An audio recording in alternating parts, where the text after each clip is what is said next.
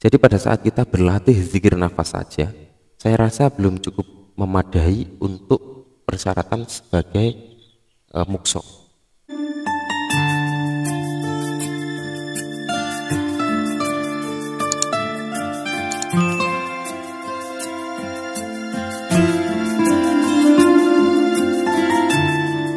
Assalamualaikum warahmatullahi wabarakatuh. Bismillahirrahmanirrahim. Alhamdulillah bertemu lagi dengan Syekh Jati Channel. Pada kesempatan kali ini saya berusaha menjawab pertanyaan dari sahabat Syekh Jati atas nama akun Baik Rizky Kartini. Pertanyaan tersebut ditulis di dalam kolom komentar video Syekh Jati yang berjudul Q&A, gerakan zikir terjadi dengan sendirinya. Langsung saja kita bacakan pertanyaannya. Assalamualaikum warahmatullahi wabarakatuh. Waalaikumsalam warahmatullahi wabarakatuh. Hadir lagi Syekh. Berhubungan dengan judul video ini, saya ingin bertanya juga tentang daya dalam zikir nafas. Yang saya dapatkan dari beberapa video tentang zikir itu, yaitu daya dari Allah dan jin, di mana daya yang sesungguhnya dari Allah ada 3, yaitu menunduk atau bersujud, mendongak ke atas, dan terjungkal ke belakang. Selebihnya yang lain itu adalah jin. Yang ingin saya tanyakan, apakah harus ada bimbingan dalam zikir nafas, mengingat setiap masing-masing orang mendapatkan sensasi yang beda-beda, apalagi kalau nanti tidak bisa kembali jika sudah lepas dari jasad mukso sebelumnya.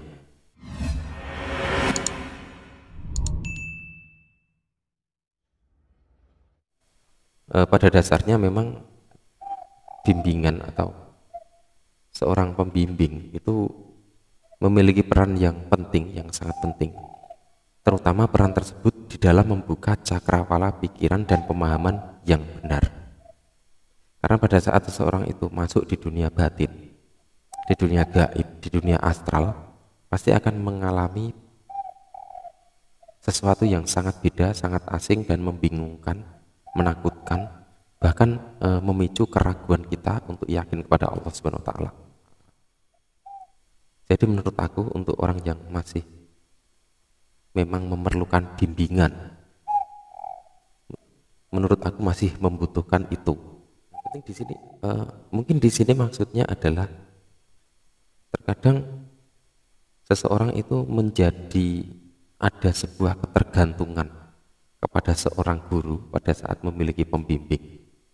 Dan ketergantungan itu yang membatasi gerak, langkah, dan kreativitas spiritual seseorang. Ini adalah benar. Menurut saya memang ini sangat benar sekali.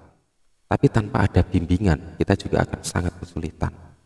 Menurut aku sangat penting kita memiliki seorang pembimbing untuk membimbing kita jika memang kita masih butuh bimbingan. Setelah kita pergi berguru, kita nyantri, kita kegiatan rutin, kemudian kita pulang, kita laksanakanlah ini dengan sendiri, dengan diri pribadi kita, tanpa ada yang lain selain kita dan Allah, meskipun itu seorang guru juga. Karena pada dasarnya seorang guru memiliki tugas untuk membuka cakrawala tersebut, dan setelah cakrawala tersebut terbuka, manusia mampu menelaah, mampu memahami, itu adalah urusan sang murid atau urusan sang anak. Disitulah dia mampu merubah takdirnya karena sesungguhnya jika kita tidak berusaha sendiri untuk membuka, untuk berusaha dekat dengan Allah, maka tidak akan ada yang merubah nasib kita, meskipun itu adalah seorang guru. Kemudian di sini juga disinggung untuk tentang mukso ya. Saya akan jelaskan sedikit.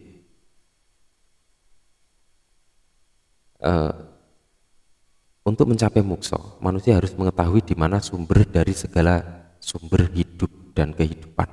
Selanjutnya, ketika rasa hidup diarahkan ke pusat sumber tersebut, lalu menarik dengan kehendak dan kuasa serta cipta kita pribadi. Kehendak adalah nyawa, kuasa adalah ruh, dan ilmu adalah cipta. Dengan kuasa dan kehendak yang kita ciptakan, dengan mengembalikan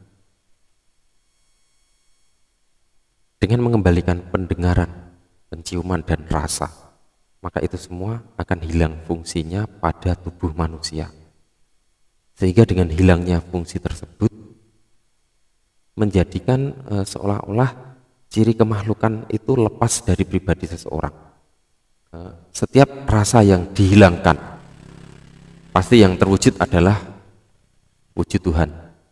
Perwujudan di sini yang dimaksud adalah sifat lahiriah Tuhan. Dan Tuhan sendiri menampakkan sifatnya melewati para khalifah.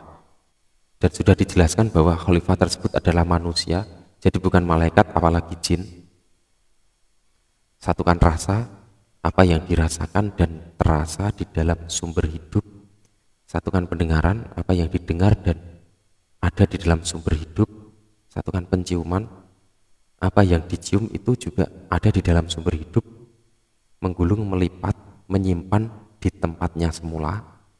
Kemudian di dalam sumber hidup nanti yang akan merespon. Kemudian di dalam sumber hidup nanti yang akan memproses ke dalam alam ruh kita sendiri. Dan proses ini akan menjadi cepat atau lambat tergantung dari iman, yakin, serta akhlak kita di dalam kehidupan sehari-hari.